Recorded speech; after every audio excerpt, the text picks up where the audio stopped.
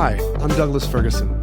Welcome to the Facilitation Lab podcast, where I speak with Voltage Control certification alumni and other facilitation experts about the remarkable impact they're making. We embrace a method-agnostic approach so you can enjoy a wide range of topics and perspectives as we examine all the nuances of enabling meaningful group experiences. This series is dedicated to helping you navigate the realities of facilitating collaboration, ensuring every session you lead becomes truly transformative. Thanks so much for listening. If you'd like to join us for a live session sometime, you can join our Facilitation Lab community. It's an ideal space to apply what you learn in the podcast in real time with peers. Sign up today at voltagecontrol.com/facilitation-lab. And if you'd like to learn more about our 12-week facilitation certification program, you can read about it at voltagecontrol.com. Today, I'm with Kristi James at the World Health Organization, where she works as a lead change manager for the Emergencies program. She is also a creativity coach and mixed media artist. Welcome to the show, Kristi. Thank you. So good to have you. Looking forward to chatting. And I guess to start off, we can go back in your alumni story. You mentioned that even as a kid, you were always the person bringing people together. Looking back, what do you think you understood about energy and connection before you ever knew what facilitation was?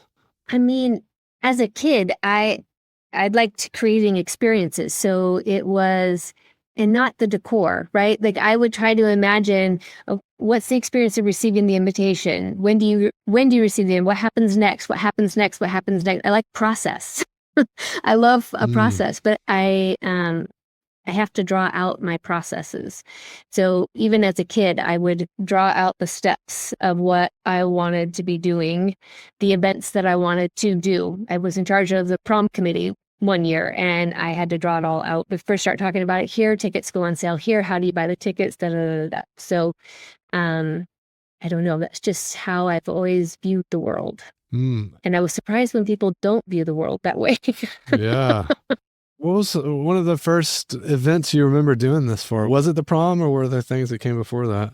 I'm sure it was things before that, but prom is probably the first thing that jumps out in my mind of being an event for other people. I mean, it's one thing to have your own birthday party or do the smaller things, but prom is for everybody, right? So, and it's a big group of people. So that's probably the first big event that was put in my hands. And did that feel different, that it was for everybody? And how did that shape how you approach things? You know, so long ago, and I have to think so much of my life happened, I think, by accident. But when you look back on it, you're like, oh, that makes sense. These things kind of fell into place.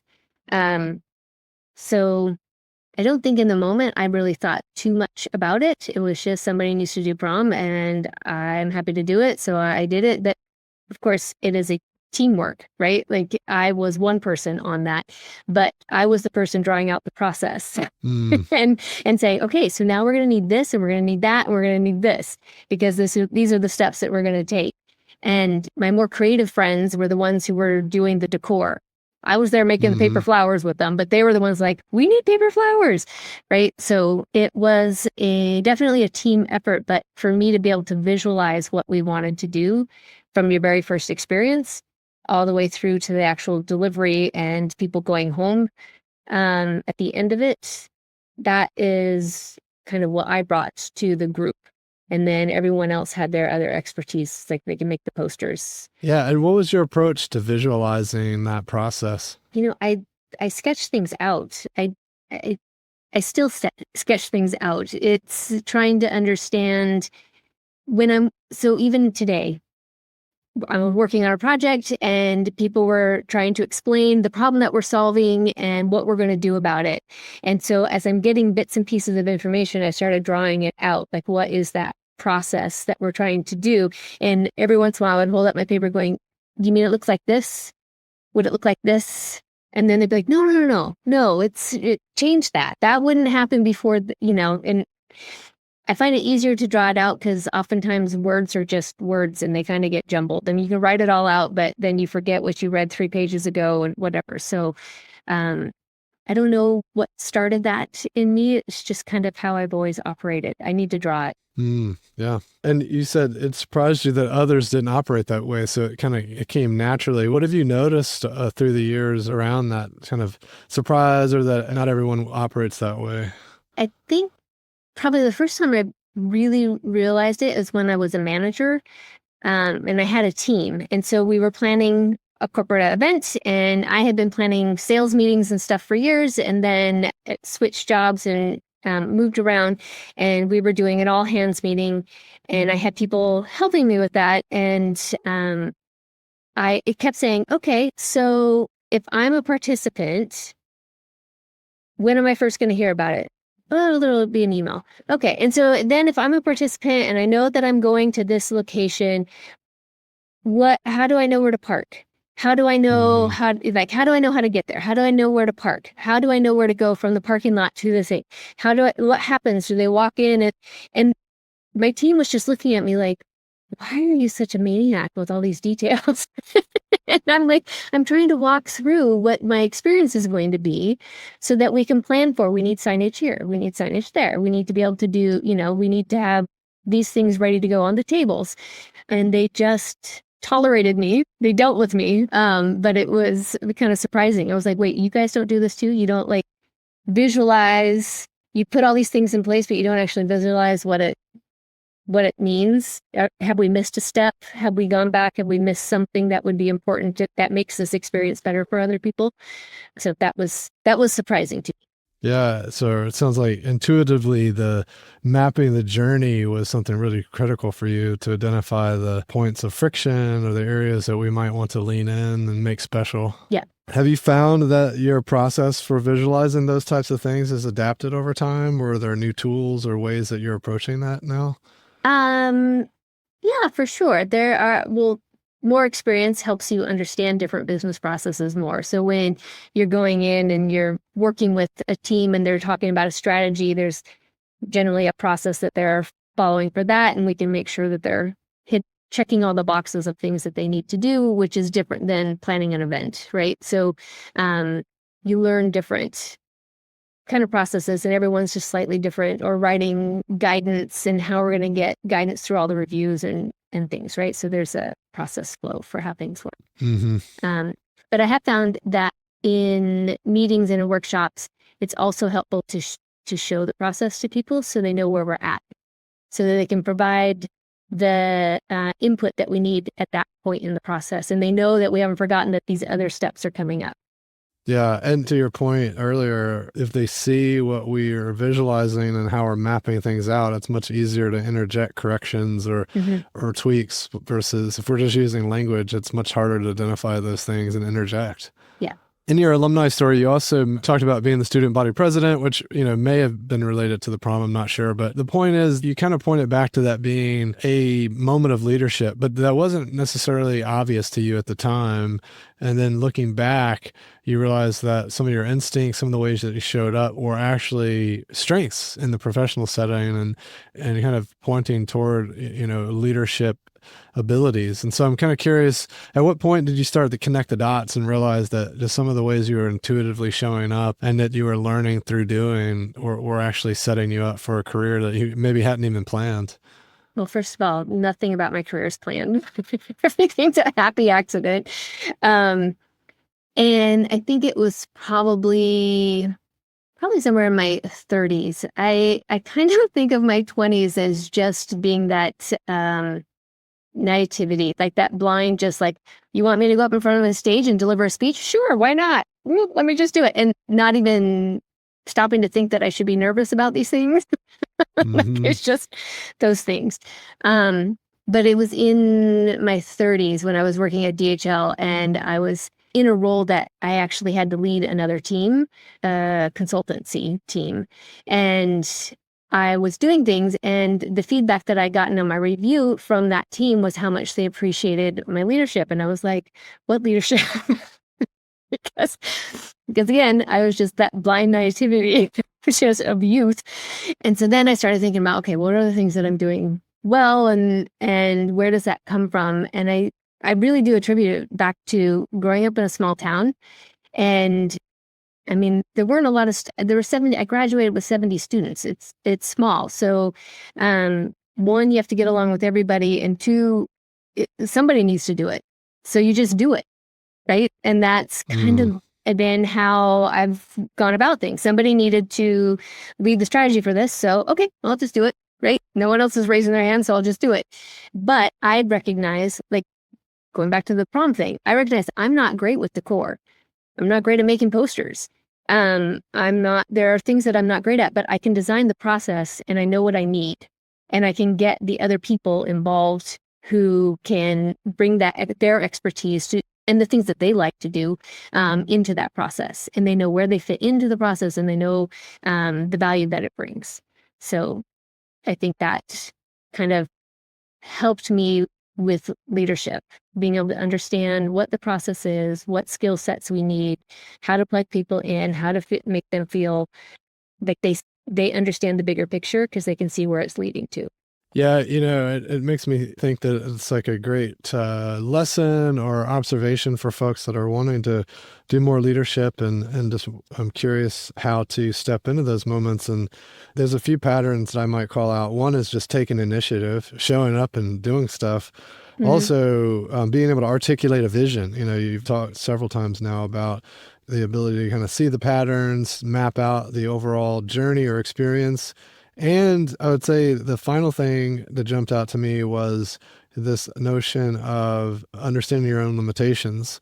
And if you can map out a vision and you know which parts that you're not good at, it's going to be a lot easier to like step out of the way and let folks step up that can do those things. And it's more clear of where they're needed because you can point out like that there's a gap for you there. Plus, like if the vision and journey and experience is well mapped out and visualized, people see all the places where they can step up. Mm-hmm.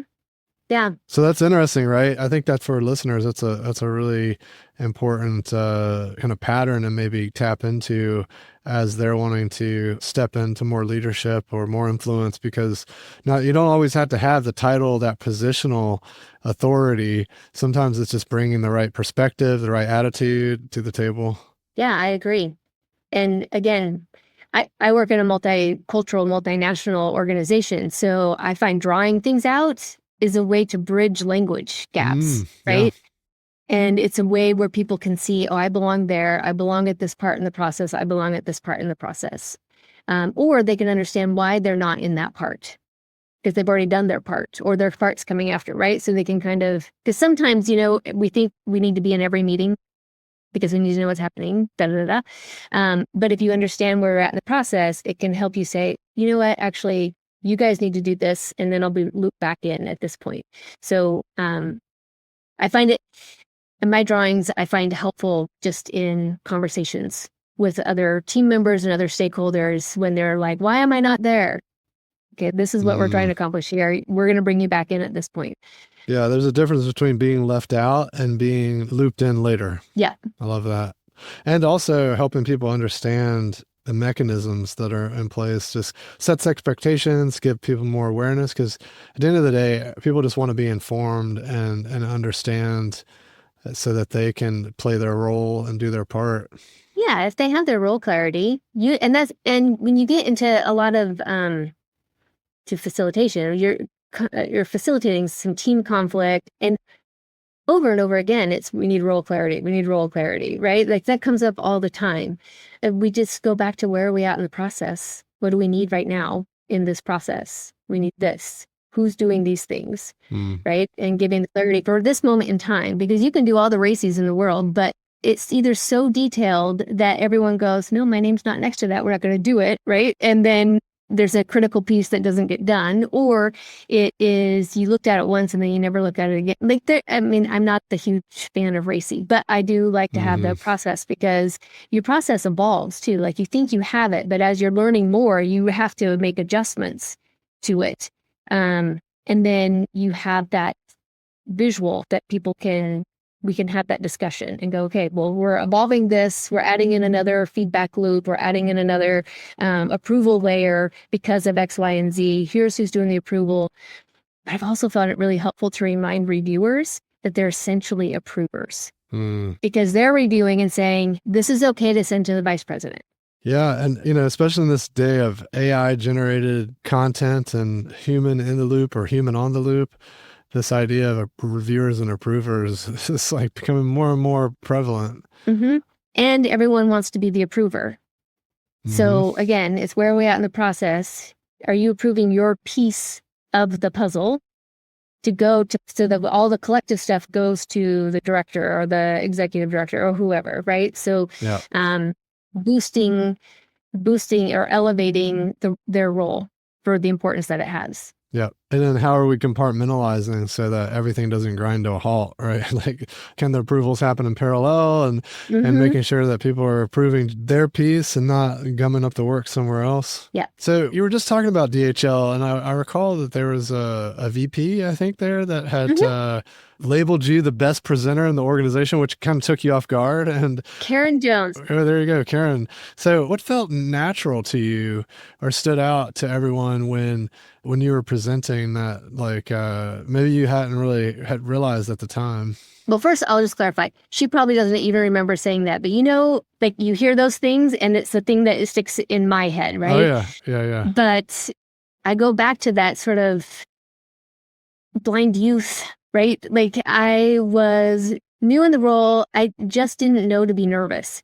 But from that time, she has put me up in front of the entire department to present my strategy.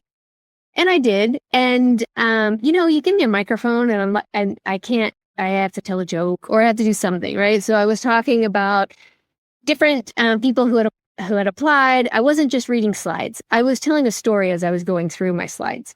And I think that's why people clapped at the end of my thing. Well, who does that in a business setting? But, you know, people laughed and they clapped and I was done. And I was like, okay, well, that's done. And I just thought that's how you do it. I also attribute that blindness from growing up in a small town. I didn't know anyone in a corporate job. I didn't know anyone whose parents were in corporate jobs. I didn't know what it meant to have a corporate job. So like, I really had no role models for, none of my parents weren't coming home and preparing for presentations. My dad was drawing pictures. Well, maybe that's where the process comes from. He's an electrician and he would draw out the grids. Oh, yeah. Yeah. So you saw schematics from a young age. Yes. Yeah. This is how this works. There it is. Yes, that procedural thinking is a way of like infecting our brains, doesn't it? Yeah. Oh man, that's cool. And also, I mean, one thing I picked up on was like this lack of nervousness. So yeah, you didn't see these models of like parents stressing out in the evenings about a big presentation the next day, or like, you know, it didn't seep in that's we have to get worried about these things. But also, I think just some people are just naturally less nervous in those kinds of situations. And it's pretty amazing how much a little bit of anxiety can send us just out of whack. You know, if we're not in the moment, we're not in the flow. If that's what's occupying our brain, it's going to be less energy, less cognition devoted toward doing a great job. Yeah. It's a small school. I did a little bit of everything. So I was a cheerleader. So there is part of me that's like, I'm on stage. All right, let's go. Let's have fun. Like everyone's smiling. Yeah. Let's do this. Yeah. Yeah. You know, I heard some great advice once around speaking.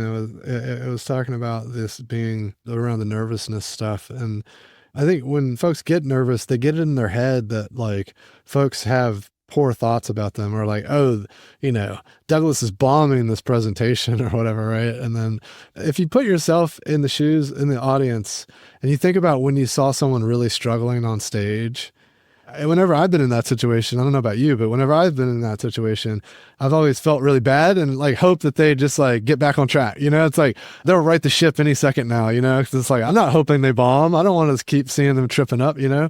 And so I think that's a really great thing to remember. So if folks do struggle with anxiety and don't have this natural lack of nervousness like you stepped into, I think that's like a great thing for folks to think about is like, hey, the audience is really rooting for you. Like they came, they're there, they cared enough to show up. So just know that they want you to do a good job. And so don't get hung up on thinking they want you to fail or they're judging you. Well, exactly. I mean, you do as an audience member, you're like, is somebody going to help this person? Like, you know, you want exactly. to help the person. Like, okay, you collect your thoughts. I'll distract people. Like whatever you need, right? Like you want You want to help Yeah. them. And it's not that I've never been nervous on stage. Of course I have. But I think early in my career, I just didn't know enough to be nervous. I just went out and did things. Yeah, I'm right. told you're going to present. I'm like, all right, I'll present. Um, I have terrible Yeah. slides because, again, I don't do posters and I don't do decor. So my slides are terrible. That's fine because I'm not reading from them. I'm telling you a story. Yeah, I think that's the other thing I picked up on is not only the confidence and lack of nervousness, but the storytelling and ensuring that there's a great narrative for folks to hang on to. And so I'd be curious there, any advice you have for folks on, I mean, you mentioned jokes. What are some other elements or criteria for a good story to make sure it really captivates the audience and pulls them in and gets that applause at the end? Yeah. Well, first of all, humor can be hard. So you really have to know your audience. So if it is your peers, then fine, go ahead and make jokes. But otherwise, you want to proceed with caution. If it feels comfortable, go ahead and make a joke. But if not, then don't force yourself. So we do a series here that's part of our culture work called Behind the Build. And every Friday we have a presenter. Somebody who's presenting on the work that they're doing for the Health Emergencies program. And it's a way for us, because, we're a global organization. It's a way for us to have an understanding of all the different work that's happening, because oftentimes our work can be interrelated and maybe there's an opportunity to collaborate. It's also a way to get to know our colleagues. And we have a prep call, and I always remind people, what is the problem you're trying to solve? Like, what is the problem? Ground me in something real and tangible. Tell me the story of somebody with cholera, right? And then tell me what your project can do to help that person. So what is the problem we're trying to solve? Why do we need to do it now? And then what it is that your project is doing to address that issue. Maybe it isn't going to solve the issue, but it's going to address a piece that makes it better for somebody. And then you start going into some of the details, but you need to ground people in that story. What is that vision? What is the purpose of the work that you're doing? Yeah, I love that. And as you were sharing that, I was thinking about how your natural intuition and instincts around mapping stuff out and visualizing. I'm curious if you visualize the narrative at all beyond the slides. Is that something that you map out and visualize before you start building the story up? Yes, I'm big on outlining. I like to outline. Even when I was doing all hands meetings in the order of presenters, I would draw it out. Like, here's, this person's doing the introductions, and they're gonna present on the state of the organization and then the supporting pieces. And that drawing it out helps me sometimes reorder the speeches. That kind of conceptual arc starts to shift as you start to map it out. Because sometimes you try to do it by hierarchy or by whatever, and that's not the audience experience, right? That's not always interesting for the audience, and it can feel like you're jumping all over the place. So if you draw it out, and again, I go in with my picture and be like, well, this is why I'm recommending this order. So we're not going to follow hierarchy. And usually leadership is fine with that. When I can draw it out and show them why we're presenting the information, this follows on this and follows on this, and then we're going to segue into that, then they're like, oh, well, okay, yeah, sure. Yeah, that's a good point to think about, because often I see folks struggling to convince leaders to make a change away from something they'd envisioned. And so that's where these visuals, these maps can help articulate our thinking in a way that can get others on board. So you spent some years creating immersive brand experiences and marketing campaigns. And I'm curious, did that impact your storytelling and kind of experience design or even your facilitation work today? Yeah, totally. So at DHL, I oversaw the sports and entertainment marketing for the US. So that's all of our sponsorships with Major League Baseball and Miami Dolphins and US Olympic team, that kind of thing. And I had the privilege to work with a team at IMG and for our agency. And they know the space forwards and backwards and how to create experiences.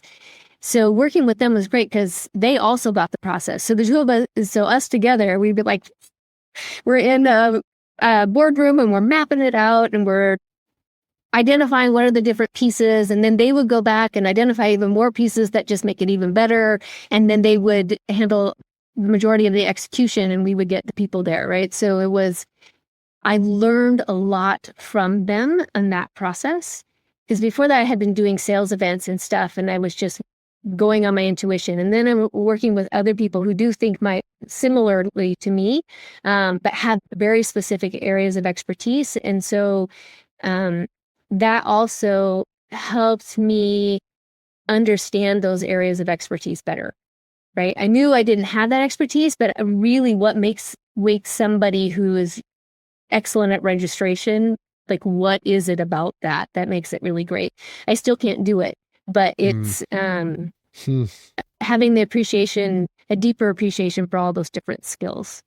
Yeah, that's another component I would imagine that you can put into the maps that you build. If you have an appreciation for those things, you can at least make an affordance for it, even if you're not going to actually do the actual implementation pieces. Yeah, or knowing that I know that Lori always worried about these things, so let's make sure that those are in there. And I know Justin always worried about these things, and Rachel always worried about these things, and all that's accounted for in my process, right? So yeah, I love that. I think those experiences as well, once you start to get a handle on what Lori's concerned about, what Justin's concerned about, even in future projects, you kind of have an intuition, start to build an intuition around some of those things. Even if the finer details might be lost, at least we know, we might want to check on this. There might be a category of things that we need to account for in this plan or in this workshop or whatever. Exactly. Yeah. This is kind of interesting, kind of a nice segue. I was just mentioning, our prior experiences, we learn new things that we can bring into our toolkit, new awarenesses, new things we can account for as we visualize and we bring people along. But there's also gaps and blind spots that we have, or things about ourselves that we might overlook. And you were talking about your coach and mentor, Mary Beth Maines, helping you recognize some of these talents that you had kind of overlooked. And so I'm curious what your thoughts are around why is it so hard to see our own strengths sometimes? It's like a psychotherapy session at this point. I think it is. I think it's hard because we're not really a culture that it encourages us to. I'm the best at this, right? And are you the best? Am I the best at that? I'm not. Maybe I'm not the best at that. But I need to be able to appreciate the things that I like doing and the things that I do well. And I also think that in your 20s and 30s, you're doing all the things that everyone said you should do. You should climb the ladder. You should be getting promoted. Why haven't you been promoted? You should have a bigger team. You should.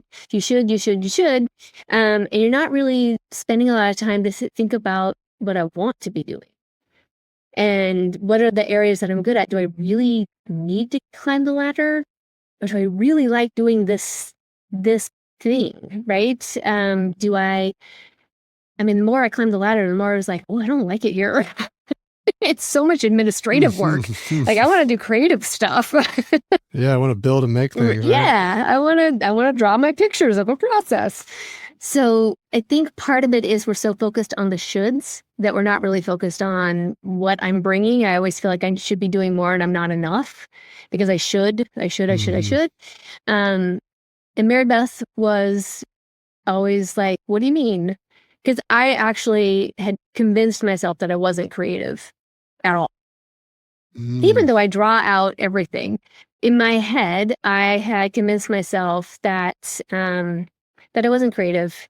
I'm just doing my job.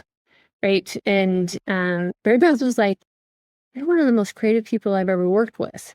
And I was like, that's not, and it took me a couple of years to actually recognize that. Because I was like, that's not true.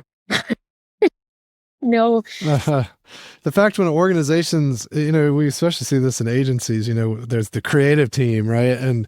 And so when you have these labels and titles, it's easy to say, well, I'm not in that group or I'm not doing that kind of work. But the fact of the matter is there's creativity in quite a lot of roles. Exactly. And it took me a while to see that because I'm not a graphic designer and I can't do decor. If you come to my house, you'll see that. It's eclectic. It's just not going to be in decor. And yeah, I am a mixed media artist in other ways, but it even took me, I only started painting about 10 years ago, right? Like, because I had told myself that I wasn't creative, but the creativity comes out in other ways. Yeah, absolutely. And I'm curious if that realization about yourself, and that's to be something that's now evident to you that it impacts everyone, has that influenced how you facilitate and how you lead and bring people together? Is that something that you try to draw from people? Yes, I work with a lot of brilliant scientists and doctors, and it's amazing when you can see them start using their hands to do things, right? Because so often we have very dignified discussions, and they're good. Those are great discussions. But then when they start co-creating things together and are making something tangible, whether they're drawing it out or using the Post-its or whatever method we're using, how much they open up, how much they can push each other to do something. So I do lean on my creativity a lot, trying to come up with unique ways to get them doing something.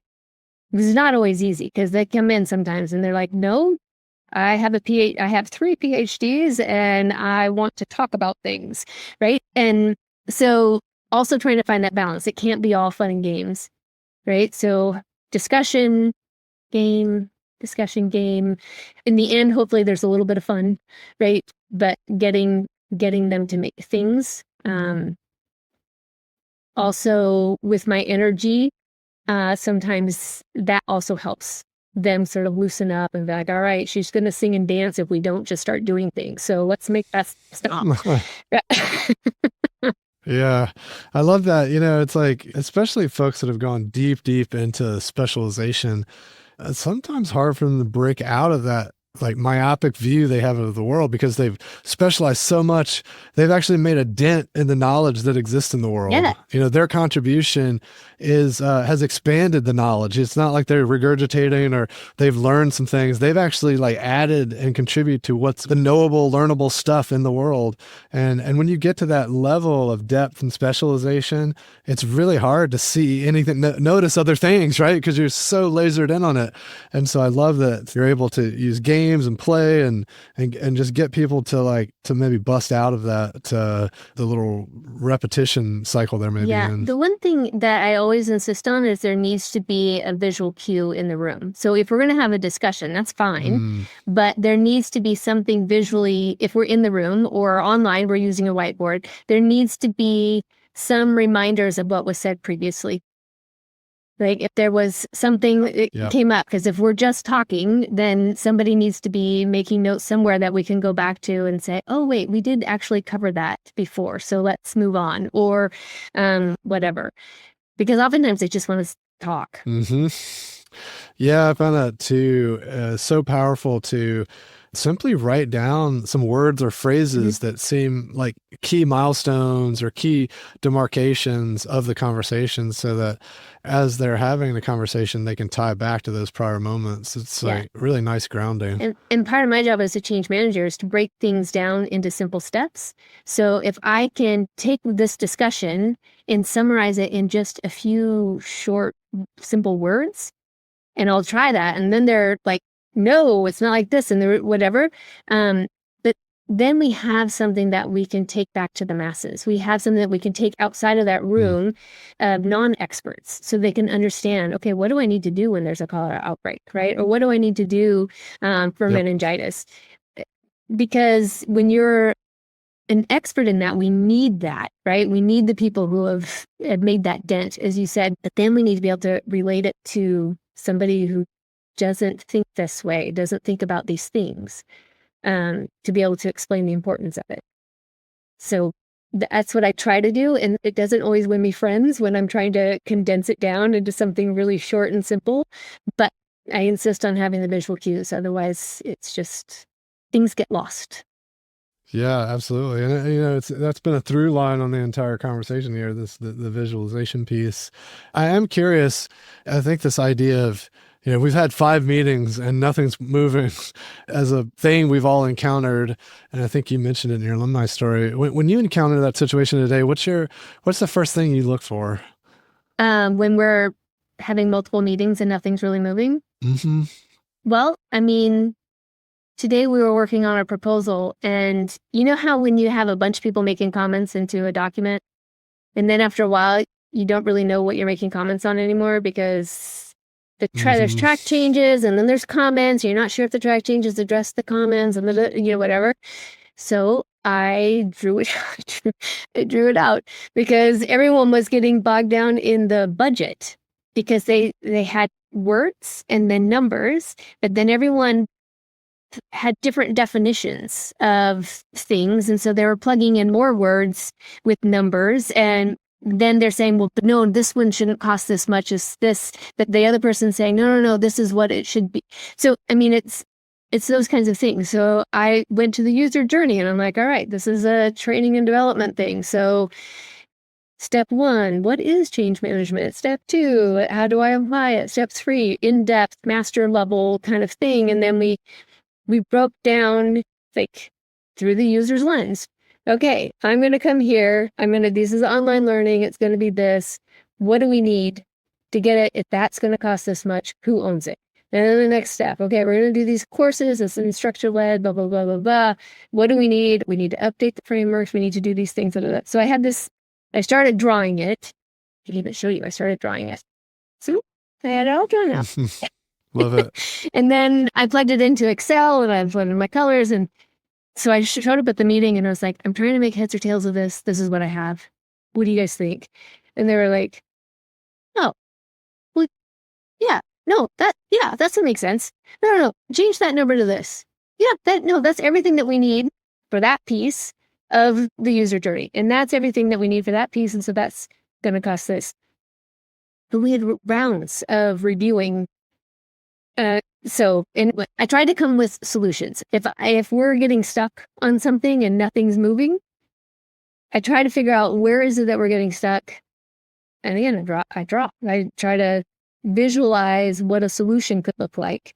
And then I propose this. Could this be a solution? Yep.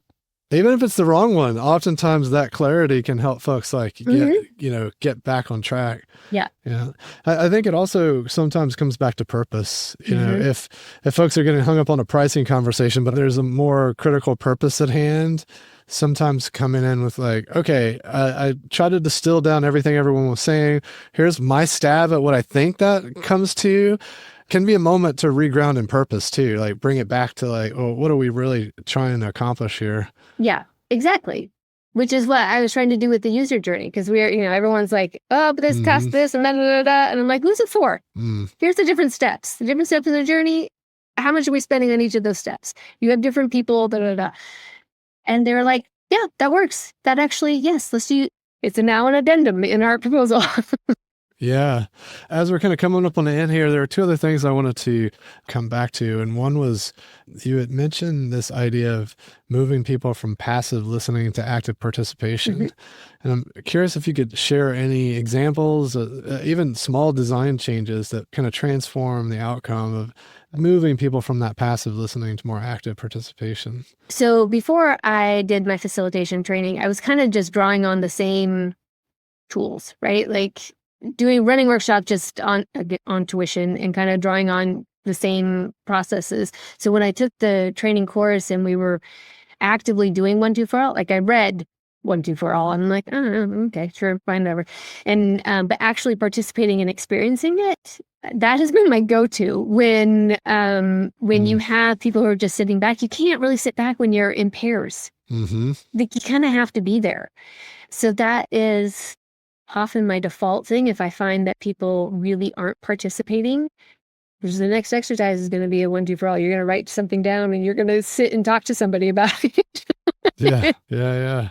Any small group breakouts are great at that, right? It's like it's hard to social loaf if it's just 2 or 3 of you. Exactly.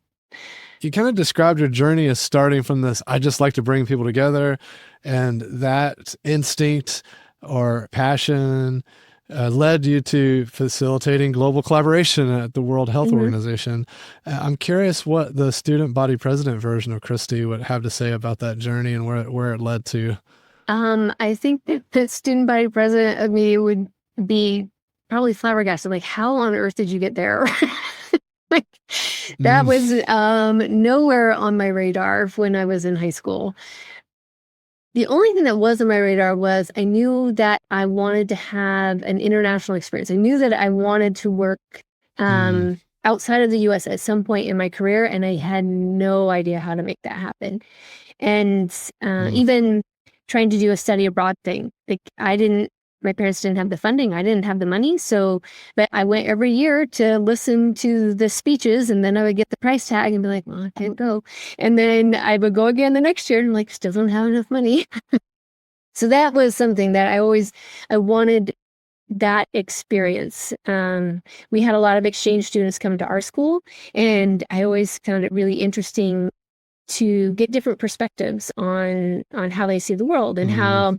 how their interpretation of my culture is and things like that. So I knew that I wanted to have that experience at some point, but I never would have guessed that I would be living in Berlin, ever would have guessed that. I studied Spanish, and I never would have guessed that I'd be at the World Health Organization. That's like super cool to be here and super lucky to be here. So Yeah, the thing that I'm hearing that could be helpful to point out to listeners is this idea of like, don't let the logistics or the circumstances discourage you from showing up. Because I assume going to those presentations kept the dream alive. It also probably gave you context on when the opportunities did present themselves. Now you've got this rich tapestry of knowledge that you picked up from attending these presentations and hearing the stories. Whereas if you had not have gone because you couldn't afford it and just kind of wrote it off anyway, you would have maybe missed some of the opportunities that presented themselves later. yeah, I think so. I mean, and just understanding the opportunities that were out there, right? There's all these opportunities to study Mm-hmm. and what you could do, and okay, being a little bummed that I couldn't do it again, right? But I hella hope one day I'm going to do this. Somehow I'm going to figure it out. Mm-hmm. Applying again, that blindness, sending out my resume, all kinds of companies all over the place. I have no visa to work in your country, whatever, but I just sent them. I don't know. You throw it out in the universe, and somehow, some way, it sorts itself out. And maybe it takes 20 years. I don't know. But Well, as we wrap today, I want to leave you with an opportunity to share a final thought with our listeners. I mean, given that we talked a lot about drawing today, I would think that probably if you are stuck or if you're with a group of people who aren't moving, visualizations can help a lot. So draw out the process as best you can, because that is where it's wrong or where people disagree is where the conversation needs to happen. I love that. Where it's wrong or where people disagree is where the conversation needs to happen. And we often, well, I say lots of folks tend to shy away from conflict. And that's something we didn't talk about much, is this idea that the visuals can allow us to step into the conflict or the places of friction with maybe a little bit more ease and a little bit more care and grace, because, if we don't have the words to approach it, at least we can say, hey, look, there's some tension here. Let's talk about it abstractly, because we're looking at the tension on the diagram. Exactly. So you think about root causes of resistance. Oftentimes it's people are resisting and it's natural. And we all resist and we're all guilty of it, right? Like we all resist in different ways. But for status, right? I gave the example of hierarchy for an agenda. And so it could be a perceived status thing. But when you can draw it out and explain why you're doing it this way, then that removes that threat for them, right? Or if you're autonomy, like I just want to sit over here and do this thing, but if you can show them where their work fits in and where it is in the process, then they can see where they have their autonomy, but where they also need to be collaborating and doing other things. So being able to show that it's not like we want to look over your shoulder on everything you're doing. We just need this check-in point, right? So you go do your thing, but then bring it back here, because everyone's bringing their stuff back here and we're doing it. So you can kind of remove some of those friction points or that resistance that you're getting from people. Love that. The other thing that's jumping up to me is this idea of if people are feeling a lack of autonomy, but then they see the overall picture, they might better understand where their autonomy resides, and they can embrace the autonomy that exists versus pushing back on where it doesn't exist. Exactly. And again, if they disagree, that's where you have the conversation.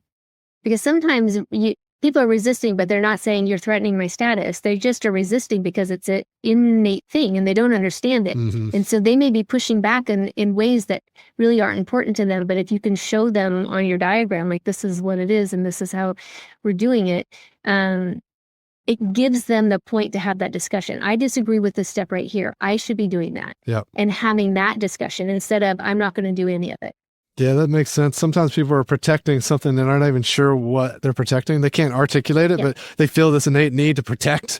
And then when they can see it better, they understand, oh, that's the sliver I need to protect. They can be more precise. Exactly. Yeah. And that makes the conflict less tumultuous. Yeah, smooths things out for sure. I love this idea of like anytime we can bring in tools that allow us to step in the conflict with more grace and more care, because conflict doesn't have to be tumultuous, like you say, or fraught, and so anytime we can bring tools to the table that allow us to step into it in a way that feels very human and very intentional without, we make it less scary, less dangerous, we make it more safe.